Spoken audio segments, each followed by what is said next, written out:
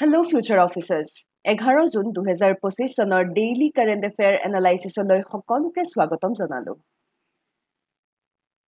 মাহিলী কেৱল মাত্ৰ 999 টকাত কম্পিটিশন কেয়াৰে লৈ আনিছে আপোনালোকৰ বাবে এটি অনলাইন গাইডেন্স প্ৰগ্ৰাম য'ত প্ৰিলিমছ মেইনছ তথা ইণ্টাৰভিউৰ এটি হলিষ্টিক গাইডেন্স লাভ কৰিবলৈ সক্ষম হ'ব যদিহে ইণ্টাৰেষ্টেড তেনেহ'লে 7002355399ত যোগাযোগ কৰিব পাৰে। কন্টেন্টত কিছু নতুন উত্তৰে দুটি চেনেল কম্পিটিশন কেয়াৰ আনপ্লাগড আৰু কম্পিটিশন কেয়াৰ প্লাছ আপোনালোকৰ বাবে আগবঢ়োৱা হৈছে। আমাক সাবস্ক্ৰাইব আৰু ফলো কৰিবলৈ নাপাহৰিব। আহক আজিৰ মোষ্ট ইম্পৰ্টেণ্ট টপিকসমূহ ডিছকাছ কৰোঁ। প্ৰথমে চাকমা আৰু হাজঙৰ ওপৰত আলোচনা কৰিব লাগিব। খুব ইম্পৰ্টেণ্ট, স্পেচিয়েলি আমাৰ GS5 পাৰ্সপেক্টিভতো ধৰিব পাৰে। তাৰপিছত আৰ্টিফিচিয়েল ইণ্টেলিজেন্সৰ ওপৰত কালিও আমি আৰ্টিকল এটি কৰিছিলোঁ। আজিও এটি সুন্দৰ এডিটৰিয়েল আছাম ট্ৰিবিউনত আহিছে। আৰ্টিফিচিয়েল ইণ্টেলিজেন্স, ৰিস্ক আৰু ৰিয়েলিটিৰ ওপৰত আলোচনা কৰিম। প্ৰিলিমছ প্ৰস্পেক্টিভত হল অফ ফেম 2025 কি হয় আমি চাম, এণ্ড PMSMNও কি হয় আমি চাম। চাকমা আৰু হাজং প্ৰায় নিউজত আহিয়ে থাকে। আজিও নিউজত আহিছিলে, কন্ট্ৰভাৰ্চিৰ কাৰণেই নিউজত আহি থাকে। সেয়েহে আমি ইয়াৰ ওপৰত অলপমান ডিটেইলত আলোচনা কৰিব লাগিব। চাকমা কোন হয়? তেওঁলোক অৰিজিনেলি প্ৰিডমিনেণ্টলি তেওঁলোক বৌদ্ধ ধৰ্মাৱলম্বী লোক। আনহাতে হাজং তেওঁলোক হিন্দু ধৰ্মাৱলম্বী লোক। বৰ্তমান চাব গ'লে এটা গাৰো হিলছ হওক বা মিজোৰাম, ত্ৰিপুৰা, মেঘালয়, অৰুণাচল প্ৰদেশৰ প্ৰায়ভাগ অঞ্চলতে তেওঁলোক বৰ্তমান সেটেল হৈছে। কিন্তু অৰিজিনেলি তেওঁলোকৰ যদি আমি অৰিজিন চাওঁ, অৰিজিনেলি দে আৰ ফ্ৰম চিত্তাগং, বৰ্তমান বাংলাদেশৰ চিত্তাগং। কিন্তু সেই সময়ত কিছু আনৱান্টেড চিনেৰিঅ'ৰ বাবে, যেনে কৰ্ণফুলি নদী 1960ত কৰ্ণফুলি নদীত কাপ্তাই ডেম নিৰ্মাণ কৰাৰ বাবে তেওঁলোক উঠি যাবলগীয়া হ'ল। তেওঁলোকৰ প্ৰায় ঘৰ দুৱাৰ মাটি বাৰী সকলোবোৰ পানীৰ তলত গ'ল। আৰু সেই সময়তে আমাৰ ভাৰত চৰকাৰে সাহায্য হিচাপে হিউমেনিটেৰিয়ান এছিষ্টেন্স প্ৰভাইড কৰে, য'ত তেওঁলোকৰ চাকমা হওক, হাজংসকলক হওক, তেওঁলোকক ভাৰতত স্থান দিয়া হয়। ৰিলিফ কেম্প কিছুমান সেটেল কৰা হয়, বিশেষকৈ সাউদাৰ্ণ অৰুণাচল প্ৰদেশ, সেই সময়ত নেফা বুলি কোৱা হৈছিলে, নেফা আছিলে সেই সময়ত দক্ষিণ অৰুণাচল প্ৰদেশৰ সেই অঞ্চলত চাকমা তথা হাজংসকলক তেওঁলোক থাকিবৰ বাবে তেওঁলোকক এডোখৰ জেগা দিয়া হয়। And this was all between the period of 1964 to 1969. Basically চাব গ'লে তেওঁলোকে 1960sতে চিত্তাগঙৰ পৰা লুচাই অৰ্থাৎ মিজোৰাম, লুচাই হিলছ বুলি ক'লে আমি মিজোৰামৰ কথা কওঁ নহয়নে? লুচাই হিলছলৈ আহিছিলে। তাতে প্ৰায় ৰিফিউজিসকলে ৰিলিফ কেম্প তেওঁলোক তাতে অলপমান যেই হওক মাইগ্ৰেট কৰি পেলাই তেওঁলোক সেইখিনি অঞ্চললৈ আহিছিলে। গ্ৰেজুৱেলি আমি দেখা পালোঁ 1972ৰ পৰা লাহে লাহে তেওঁলোকে লোহিত অঞ্চল হওক, তিৰাপ হওক, সোৱণশিৰি হওক, অৰুণাচলৰ দক্ষিণ অঞ্চলত দক্ষিণ প্ৰান্তত তেওঁলোকে থিতাপি ল'বলৈ আৰম্ভ কৰে। বৰ্তমান সেটেলমেণ্ট ক'ব গ'লে বৰ্তমান Chakma, Hajong, both of these tribes বৰ্তমান অৰুণাচল প্ৰদেশৰ চাংলাং ডিষ্ট্ৰিক্টত বসবাস কৰে। তাৰ উপৰি ইতিমধ্যে জনাইছোঁ মিজোৰাম, ত্ৰিপুৰা, মেঘালয়ত বিশেষকৈ গাৰো পাহাৰ আৰু অসমৰো কিছু অঞ্চলত বসবাস কৰা দেখা পোৱা যায়। পপুলেশ্যন এষ্টিমেট কৰিব গ'লে প্ৰায় 65,000 টোটেল পপুলেশ্যন এপ্ৰক্সিমেটলি ক'ব পৰা যায়। চাকমাসকল মেইনলি চাংলাঙত আৰু হাজংসকল মোষ্টলি আমি দেখা পাওঁ গাৰো পাহাৰত। এতিয়া যিহেতু তেওঁলোকক ভাৰত চৰকাৰে 1960sতে পাৰ্মানেণ্টলি ৰিফিউজিসকলক সেটেল কৰাই দিছিলে, সেয়েহে আমাৰ যিখন চিটিজেনশ্বিপ এমেণ্ডমেণ্ট আইন 2019ৰ আমি যাক কওঁ চিটিজেনশ্বিপ এমেণ্ডমেণ্ট এক্টত তেওঁলোকৰ বিষয়ে একো উল্লেখ কৰা নাই। চিটিজেনশ্বিপ এমেণ্ডমেণ্ট এক্ট তেওঁলোকৰ বাবে এপ্লাই নহয়। কিন্তু যদিও সুপ্ৰিম কোৰ্টে তেওঁলোকৰ পাৰ্মানেণ্ট সেটেলমেণ্টৰ কাৰণে সুপ্ৰিম কোৰ্টে ইতিমধ্যে অৰ্ডাৰ দিছে, তথাপিও কিছু কন্ট্ৰভাৰ্চি চলি নথকা নহয়। এতিয়া যেনেকে অৰুণাচল প্ৰদেশত কেইবাটাও লোকেল গ্ৰুপ হ'ব পাৰে বা বিভিন্ন পলিটিকেল পাৰ্টিয়ে তেওঁলোকৰ এই যে পাৰ্মানেণ্ট সেটেলমেণ্ট, সেই পাৰ্মানেণ্ট সেটেলমেণ্টক এতিয়াও বিৰোধিতা কৰি থকা দেখা পোৱা যায়। কিয়? কাৰণ তেওঁলোকক আউটচাইডাৰ, বহিৰাগত বুলি কনচিডাৰ কৰা হয়। আৰু বহিৰাগতসকলক তেওঁলোকৰ অঞ্চলত যদি পাৰ্মানেণ্ট সেটেলমেন্ট দিয়া হয় হে তেওঁলোকৰ মানুহৰ যেটো এটা আইডেন্টিটি হে আইডেন্টিটি নাইকিয়া কৰি দিব বা ওভাৰঅল এটা এক্সিষ্টেন্সিয়েল ক্ৰাইসিসৰ বাবে তেওঁলোকে এনেকুৱা ধৰণৰ ইনিশিয়েটিভ লৈ দেখা পোৱা যায় আৰু এটা টেকনিক্যালি চাব গলে প্ৰায় 4500 চাকমা হাজং লোকসকলৰ সিটিজেনশিপ এপ্লিকেশন এতিয়াও হেহে পেন্ডিং হৈ আছে প্ৰায় দেখা পোৱা যায় তেওঁলোকক প্ৰায় টাৰ্গেট কৰা হয় ৰেশিয়াল টাৰ্গেট তেওঁলোকে ফেস কৰিবলগীয়া হয় এথনিক টাৰ্গেট তেওঁলোকে এথনিক্যালি তেওঁলোকক টাৰ্গেট কৰা হয় পলিটিক্যালি তেওঁলোকক টাৰ্গেট কৰা হয় তেওঁলোকে চাকমা আৰু হাজং সকলে আজিৰ দিনত বিভিন্ন প্ৰকাৰত চাব গলে কিছু সমস্যাৰ সন্মুখীন কৰিবলগীয়া হৈছে এইখিনি প্ৰিলিমছ প্ৰেক্টিছ প্ৰশ্ন এতিয়া আপোনালোকৰ বাবে আগবঢ়াইছো under which section of the Citizenship Amendment Act of 1955 mind it I am talking about Citizenship Act of 1955 Citizenship Act 1955 or কোনটো সেকশনৰ অন্তৰ্গত বিশেষকৈ চাকমা আৰু হাজং সকলক যে অৰুণাচল প্ৰদেশত যে তেওঁলোকক ৰখা হৈছে তেওঁলোকক সিটিজেন্স বাই বাৰ্থ বুলি under which section are they considered এটো খুব গুৰুত্বপূৰ্ণ এটি প্ৰশ্ন আমাক কমেন্ট সেকশনত জনাবলে নাপাহৰিব এইখিনিতে জনাই থৌছে কম্পিটিশন কেয়াৰে ক্লাসৰুম গাইডেন্স প্ৰগ্ৰাম অফলাইন মাধ্যম যোগে হিলপুখুৰী সেন্টাৰত প্ৰিলিমছ মেইনছ এটা ইন্টাৰভিউ সিভিল সাৰ্ভিসৰ প্ৰিলিমছ মেইনছ এটা ইন্টাৰভিউৰ বাবে গাইডেন্স দিবলে হাজু হৈছে যদি হে ইন্টাৰেষ্টেড তেনেহলে তলত দিয়া কন্টাক্ট নাম্বাৰটি যোগাযোগ কৰিব পাৰে সিসেটৰ ফুল কোৰ্সৰ বাবে কেৱল মাত্ৰ 999 টকাত লাভ কৰিবলৈ সক্ষম হ'ব যত বিনামূলীয়াকৈ সিসেটৰ টেষ্ট সিৰিজ একেবাৰে ফ্ৰীতে ৰখা হৈছে যোগাযোগ কৰিবৰ বাবে ইয়াত দিয়া কন্টাক্ট নাম্বাৰটি দিয়া আছে আহক ইয়াৰ পিছৰ নিউজলে আমি আগবাঢ়িছো ইয়াৰ পিছৰ আৰ্টিকেলটো হৈছে আৰ্টিফিশিয়াল ইন্টেলিজেন্সৰ ৰিস্ক আৰু reality negative impacts of AI supreme court আৰু ওএসিডি কিছু কনসাৰ্ন ৰেজ কৰিছে বিশেষকৈ আৰ্টিফিশিয়াল ইন্টেলিজেন্সৰ কিছু ইম্পেক্ট আৰু হে ইম্পেক্ট obviously আমি পজিটিভ ইম্পেক্টৰ কথা কোৱা নাই এডভাৰ্স বা নেগেটিভ ইম্পেক্টৰ কথাই কোৱা গৈছে বিশেষকৈ এমপ্লয়মেন্ট অপৰচুনিটিৰ পাৰ্সপেক্টিভতেই হোক বা এথনিসিটিৰ পাৰ্সপেক্টিভতেই হোক বৰ্তমান আমি যিবোৰ এআই ব্যৱহাৰ কৰো হে মোস্টলি দে আৰ নেৰো বা উইক এআই মানে কি নেৰো এআই মানে হৈছে আৰ্টিফিশিয়াল ইন্টেলিজেন্স এটাক যেটা বিশেষভাৱে এটি বিশেষ কাৰ্য কৰাৰ বাবে তেওঁলোক ট্ৰেইন কৰা হয় এটা এআই বুলি কলে আমি দুটা ক্যাটেগৰীত বিভক্ত কৰিব পাৰো কিছুমানক আমি নেৰো বুলি কওঁ কিছুমানক আমি ব্ৰড এআই বুলি কওঁ নেৰো এআই মানে তেওঁলোক এটা পাৰ্টিকুলাৰ ডাইৰেকচনতে স্পেশালাইজড এইটো কামই তেওঁলোকে কৰিব এইটো কামৰ বাবে তেওঁলোকক ৰখা হৈছে ব্ৰড এআই মানে সকলো ধৰণৰ ডাইমেনশনত তেওঁলোকে কাম কৰিব পাৰে বৰ্তমান প্ৰায় এআই যিবোৰ আমি ব্যৱহাৰ কৰো সেইবোৰ হৈছে নেৰো এআই যদিও এনে ধৰণৰ এআইৰ বিভিন্ন বেনিফিট আমি দেখা পাওঁ তথাপিও কিছু বিষয়ত কিছু সমস্যাৰ সন্মুখীন হ'বলগীয়া হয় যেনে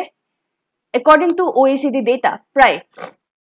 14% গ্লোবালি চাব গলে মানুহৰ জব ৰিস্ক এআই বেসড অটোমেশনৰ বাবে আছে আটাইতকৈ বেছি ভুক্তভোগী বুলি যদি ক'বলৈ যাও তেতিয়া হলে ল্যাব টেকনিশিয়ান সকল হোক ইঞ্জিনিয়াৰ্স হোক স্কিল টেকনিশিয়ানস এওঁলোক হৈছে আটাইতকৈ বেছি ভুক্তভোগী Artificial intelligence high skill, mid skill, low skill job differently impact pelai. High skill job AI impact alopman kom. Current skill is something which is really very important. High skill amar brain ba bibhinno dhoroner bostu jorito hoye thake hoyto techniques jorito hoye thake jetu hoyto artificial intelligence e iman besi cope up koribo nuare bortoman narrow artificial intelligence or perspective ot koi aso kintu jibur low skill job ot artificial intelligence or impact basically pora dekha pua jay privacy perspective oto সমস্যাৰ সন্মুখীন হ'বলগীয়া যায় আৰু ইয়াৰ কাৰণে ethical concern আহি যায় যেনেকৈ এলেক্সাৰ কথাই কও বা গুগল হোমৰ কথাই কও প্ৰতিটো পাৰ্সোনাল ডেটা তেওঁলোকে কালেক্ট কৰি আছে আজি যিবোৰ বায়োমেট্ৰিক ডিভাইসেছৰ মাধ্যমেৰে তেওঁলোকে আমাৰ ফিংগাৰপ্ৰিন্টছ সমূহ হেয়া লাগে আমাৰ চকুৰ আইৰিস স্ক্যানিংৰ মাধ্যমেৰে হওক বা ফিংগাৰপ্ৰিন্টিংৰ মাধ্যমেৰে হওক তেওঁলোকে হেবিলাক ডেটা কালেক্ট কৰি আছে তেনেহলে টেকনিক্যালি চাব গলে we don't have any sort of privacy তাৰ উপৰি দেখা পোৱা যায় যে biasness তেওঁলোকৰ এলগৰিথমত দিয়া হয় যিবোৰ human biasness আজি যেনে racial discrimination gender based discrimination এনে ধৰণৰ biasness AI systemত induct হৈ থাকে কাৰণ AI যেদৰে ট্ৰেইন দিয়া হয় হাতৰ ডেটা যিমতে দিয়া হয় হিয়াতে হেমতে ট্ৰেইন হ'ব হেহে আলটিমেটলি আউটকাম বোৰ আমি biased আউটকাম দেখা পাওঁ টেৰৰিজমৰ ক্ষেত্ৰত আজি টেৰৰিষ্ট প্ৰায় টেৰৰিষ্ট গ্ৰুপক দেখা পোৱা যায় তেওঁলোকে AI ব্যৱহাৰ কৰে বিশেষকৈ ৰিক্ৰুটমেণ্ট প্ৰপাগেণ্ডা ড্ৰোন বেছড এটেকছৰ বাবে সেয়েহে UN কাউণ্টাৰ টেৰৰিজম অফিচে ইতিমধ্যে ৱাৰ্ণ কৰিয়ে দিছে AI এডপশ্যন বা এক্সট্ৰিমিষ্ট গ্ৰুপ প্ৰায় ব্যৱহাৰ কৰা দেখা পোৱা গৈছে তাৰ উপৰি freedom of expression and information কণ্ট্ৰলৰ পাৰ্সপেক্টিভত আৰ্টিফিচিয়েল ইণ্টেলিজেন্সে কি কৰে অনলাইন কণ্টেণ্ট হ'ব কিউৰেট আৰু ফিল্টাৰ কৰি আমাৰ আগত আগবঢ়ায় হয়নে আমি কিবা চাব খুজো বা নুখুজো তেওঁলোকে আল্টিমেটলি ফিল্টাৰ আউট কৰি পেলাই আমাক সেই কণ্টেণ্টটো দিব এলগৰিথমবিলাক তেওঁলোকে মেনিপুলেট কৰি থাকে কোম্পানীবিলাকে প্ৰায় মেনিপুলেট কৰি থাকে পাব্লিক অপিনিয়নৰ বাবে আৰু তেনেকৈ বহুখিনি বায়াছনেছ আৰু বেছি বৃদ্ধি পায় মেইনছ প্ৰেক্টিছ প্ৰশ্ন এতিয়া আপোনালোকৰ বাবে আগবঢ়াইছো যিহেতু ইতিমধ্যে প্ৰিলিমছৰ পৰীক্ষা হ'ল আৰু অতি কম সময়ৰ ভিতৰতে ৰিজাল্ট ঘোষণা কৰা হ'ব মেইনছৰ প্ৰস্তুতিও চলাব লাগিব সেয়েহে আমি লাহেকৈ মেইনছ প্ৰেক্টিছ প্ৰশ্ন আপোনালোকৰ বাবে দিবলৈ সাজু হৈছো প্ৰশ্নটি হৈছে artificial intelligence has the potential to both empower and endanger society নিশ্চয় বুজি পাইছে critically examine this statement with reference to the implications for employment or perspective privacy perspective security perspective or democratic values or perspective আপোনালোকে AI কি দৰে আমাক আগবঢ়াই লৈ গৈছে তাৰ উপৰি আমাৰ সমাজৰ বাবে ক্ষতিকাৰকো যে হ'ব পাৰে ইয়াৰ ওপৰতে আপোনালোকৰ এটি আনসাৰ পেন ডাউন কৰিবলৈ দিয়া হৈছে 250 words when it comes to APSC আপোনালোকে 4খন পেজেছ লিখাটো প্ৰয়োজনীয় লিখিবলৈ চেষ্টা কৰিব প্ৰিলিমছ প্ৰেক্টিছ প্ৰশ্ন আপোনালোকৰ বাবে আগবঢ়াইছো with reference to AI consider the following statements AI systems are currently capable of general intelligence mimicking all human cognitive ability Narrow or weak AI refers to AI that is trained for a specific task only. AI tools can unintentionally reflect the bias of their human developers. উত্তৰটি নিশ্চয় গম পাইছে আমাক comment সেকশনত উত্তৰটি জনাবলৈ নাপাহৰিব এইখিনি জনাই থওঁ যে কম্পিটিশন কেৰিয়াৰ প্ৰতি শনিবাৰে কাৰেণ্ট এফেয়াৰ টেষ্ট এটি কণ্ডাক্ট কৰে কেৱল মাত্ৰ 10 টকাতে এই টেষ্টটি লাভ কৰিবলৈ সক্ষম হ'ব যোগাযোগ কৰিবৰ বাবে তলত দিয়া কন্টাক্ট নম্বৰটি দিয়া আছে ইয়াৰ পিছৰ টপিকটো হৈছে হল অফ ফেম 2025 নিউজত কেলে আহিছে আমাৰ former Indian captain Mahendra Singh Dhoni তেওঁক ICC ক্ৰিকেট হল অফ ফেমত ইনক্লুড কৰা হৈছে and he is the 11th Indian to receive this global honor 7 গৰাকী ব্যক্তিক এই বছৰ হল অফ ফেমত ইনডাক্ট কৰা হৈছে কোন কোন হাশিম আমলা আছে MS ধোনী আছে মেথিউ হেডেন আছে সানা মিৰ আছে Graeme Smith Sarah Taylor and Daniel Vittori. All these 7 people have been inducted into the Hall of Fame of ICC 2025. The ICC Hall of Fame ki hoy? It is prestigious global recognition. যিসকল cricket legends সকলক সন্মান জনোৱা দেখা পোৱা যায় প্ৰায় এনেকুৱা ধৰণৰ লেজেণ্ডছ যিয়ে বছৰ ধৰি জেনেৰেশ্যন ধৰি বিভিন্ন দেশত তেওঁলোকৰ ইম্পেক্ট আমি পৰা দেখা পাইছো এই হল অফ ফেম আইচিসিয়ে 2009 চনৰ জানুৱাৰী 2 তাৰিখে লঞ্চ কৰা দেখা পোৱা গৈছিল এলিজিবিলিটি ক্ৰাইটেৰিয়া কি এলিজিবিলিটি ক্ৰাইটেৰিয়া হৈছে যিসকল ক্ৰিকেটাৰে কমেও 5 বছৰ তেওঁলোকৰ ৰিটায়াৰমেন্ট লোৱা প্ৰায় 5 বছৰ হৈছে মিনিমাম 5 বছৰ ৰিটায়াৰমেন্ট লোৱা যদি 5 বছৰ হৈছে তেতিয়া হল ইন্টাৰনেশ্যনেল ক্ৰিকেটৰ পৰা তেতিয়া হলে তেওঁলোকে হল অফ ফেমৰ কাৰণে eligible বৰ্তমান ভাৰতীয় হিচাপে চাব গলে 11 গৰাকী ভাৰতীয় ক্ৰিকেটাৰক হল অফ ফেমত ইনক্লুড কৰা দেখা পোৱা গৈছে আৰু ৰিসেন্ট ইন্ডাকচন আমি মহেন্দ্ৰ সিং ধোনীক ইনডাক্ট কৰা দেখা পাও প্ৰিলিমছ প্ৰেক্টিছ প্ৰশ্ন এটি consider the following statements regarding ICC Cricket Hall of Fame 2025 former Indian captain MS Dhoni has been inducted into the ICC Cricket Hall of Fame 2025 launched on 2nd January by the International Cricket Council. There are a total 10 Indian inductees so far. উত্তৰটি নিশ্চয় গম পাইছে আমাৰ comment সেকশনত জনাবলৈ নাপাহৰিব আৰু আজি শেষৰটো নিউজলৈ আমি আগবাঢ়িছো PMSMA মানে হৈছে প্ৰধানমন্ত্ৰী সুৰক্ষিত মাতৃত্ব অভিযান প্ৰায় 9 বছৰ ইম্পেক্টফুল ইয়াৰ্স মাৰ্ক কৰিলে কিনো হয় প্ৰধানমন্ত্ৰী সুৰক্ষিত মাতৃত্ব অভিযান আমি আইডিয়া এটা লগাব পাৰিছো এই আসলতে আমাৰ ভাৰত চৰকাৰৰ এটি ফ্ল্যাগশিপ ম্যাটাৰনেল হেলথ প্ৰগ্ৰাম 2016 চনৰ জুন মাহতে লঞ্চ কৰা হৈছিলে কোনে লঞ্চ কৰিছে মিনিষ্ট্ৰি অফ হেলথ আৰু ফেমিলি ৱেলফেয়াৰ মূল উদ্দেশ্য কি মূল উদ্দেশ্য হৈছে যিসকল প্ৰেগনেন্ট মহিলা তেওঁলোকক ফ্ৰী আৰু কোৱালিটি এন্টিনেটাল কেয়াৰ প্ৰভাইড কৰা হ'ব অৰ্থাৎ প্ৰেগনেন্সিৰ সময়ত যিখিনি কেয়াৰৰ প্ৰয়োজন যিখিনি কোৱালিটি যিখিনি ইনিচিয়েটিভৰ প্ৰয়োজন নিউট্ৰিশ্যনৰ প্ৰয়োজন সেইখিনি তেওঁলোকক ফ্ৰীতে যোগান ধৰা হ'ব on the 9th of every month প্ৰতি মাহৰ 9 তাৰিখৰ দিনাখন এই ক্ষেত্ৰত ইনভেষ্টিগেশ্যনছ দেখা পোৱা যায় যেনে আল্ট্ৰাছাউণ্ড থাকে আইৰণ ফলিক এচিডৰ কথা আহি যায় কেলছিয়াম সাপ্লিমেণ্টৰ কথা আহি যায় কাউন্সেলিঙৰ কথা আহে সকলো ধৰণৰ কেয়াৰ লোৱা দেখা পোৱা যায় as per PMSMA কালিৰ আমাৰ প্ৰিলিমছ প্ৰেক্টিছ প্ৰশ্নসমূহৰ উত্তৰসমূহ চাওঁ আহক With reference to the establishment of biofuel refinery in Assam, consider the following statements. The refinery will be the first of its kind in Northeast India. It will convert fossil fuels into greener variants using advanced catalytic technology. The project is a collaboration between Karbi Anglong Autonomous Council and Gold Gas Private Limited. নিশ্চয় উত্তৰটি গম পাইছেই আমাৰ second statement ভুল কাৰণ fossil ফিউয়েলক তো definitely convert নকৰে statement two আমি এলিমিনেট কৰি দিলে শুদ্ধ উত্তৰটি আহি যায় কাৰণ বায়োফিউয়েলত definitely there is no relation to fossil fuel এটা ৰিলেশন এস্টাবলিশ হয় কাৰ্বন ডাই অক্সাইডৰ পাৰ্সপেক্টিভত আমি কম্পাৰেটিভ কাৰ্বন ডাই অক্সাইড এমিশনৰ ক্ষেত্ৰত আমি কম্পাৰেটিভ দিশত আমি চাও ইয়াৰ পিছৰ প্ৰশ্নটো হৈছে With reference to the gender digital divide in India, consider the following statements. In India, women access to smartphones and internet use is significantly lower than men's across all states. Yete apnalike hoyto bohote all boli dekhi pelai apnalokor mindot okonman khokoja lagibo pare kintu this is the reality. Ami extreme statement jodio dekha paisu it's the harsh reality jot চাব গলে দক্ষিণ ভাৰতত এই যে অসমতা এই সমতা কম্পাৰেটিভলি যদিও কম তথাপিও আমাৰ প্ৰতিখন ৰাজ্যতে প্ৰত্যেকখন ৰাজ্যতে আমি দেখা পাইছো যে স্মাৰ্টফোন আৰু ইন্টাৰনেটৰ ব্যৱহাৰ পুৰুষৰ তুলনাত মহিলাই কমকৈ ব্যৱহাৰ কৰা দেখা পোৱা যায় হেহে statement number 1 is most right যেটো মোষ্ট ৰাইট তেনেহলে আমি অপচন বি এলিমিনেট কৰি দিব পাৰো Tar pisat ase, the gender gap in digital literacy increases with complexity of digital skills from basic to advanced. This is obvious. As a basic or advanced level jiman jabo, gender literacy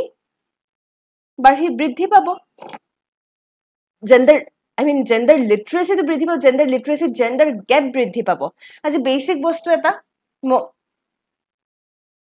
এগৰাকী ব্যক্তিয়ে যি যেনেকে সহজভাৱে ব্যৱহাৰ কৰিব পাৰো advanced level হলে তেওঁলোকৰ যদি proper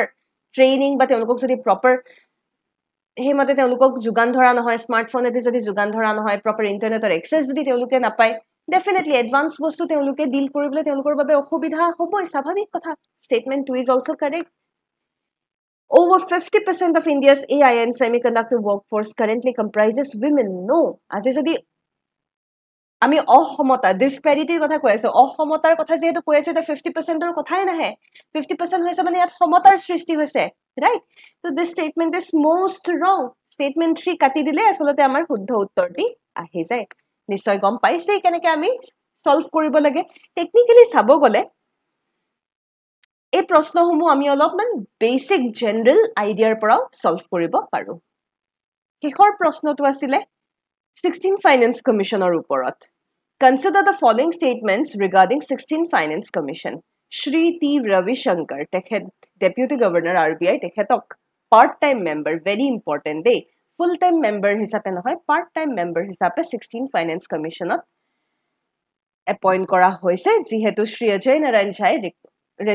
resign korise. Eta kotha to hol Finance Commission buli kole amar egoraki chairman thake. লগতে 4 গৰাকী মেম্বাৰ থাকে হয়নে এই 4 গৰাকী মেম্বাৰৰ ক্ষেত্ৰত কালি আমি পঢ়িছিলো 3 গৰাকী পাৰ্মানেন্ট হিচাপে আছে আৰু ৰিসেন্ট আমাৰ টি ৰবি শংকৰ তেখেতক নন পাৰ্মানেন্ট হিচাপে এপইন্ট কৰা দেখা পোৱা হৈছে কনস্টিটিউশনাল বডি হয় নে নাই ডেফিনেটলি আৰ্টিকল 280 আৰ্টিকল 280 এটা এক্সামত কেতিয়াবা কি কৰিব পাৰে কেতিয়াবা হয়তো আৰ্টিকলৰ নাম্বাৰটো চেঞ্জ কৰি দিব পাৰে হেহে ফাইনেন্স কমিশন বুলি ক'লে আৰ্টিকল 280 মনত ৰখাটো প্ৰয়োজনীয় সেটআপ কেতিয়া কৰিছিলে ভেৰি ইম্পৰ্টেন্ট 31 ডিসেম্বৰ 2023 চনতে সেটআপ কৰিছিলে অপাৰেট কেতিয়াৰ পৰা হ'ব 1st এপ্ৰিল 2026 ৰ পৰা অপাৰেট কৰিবলৈ আৰম্ভ কৰিব বুলি আমি আশাবাদী তেনেহলে তিনিওটা স্টেটমেন্ট শুদ্ধ তিনিওটা স্টেটমেন্ট যেহেতু শুদ্ধ আমি উত্তৰটি পাই গৈছো ইয়াই আছে সবিশেষ কিবা ইনকুৱাৰী থাকিলে আমাক কমেন্ট সেকশনত জনাবলৈ নাপাহৰিব লগতে ইয়াত দিয়া কন্টাক্ট নম্বৰটি যোগাযোগ কৰিব পাৰে ইয়াকে কৈ ধন্যবাদ জয় আই অসম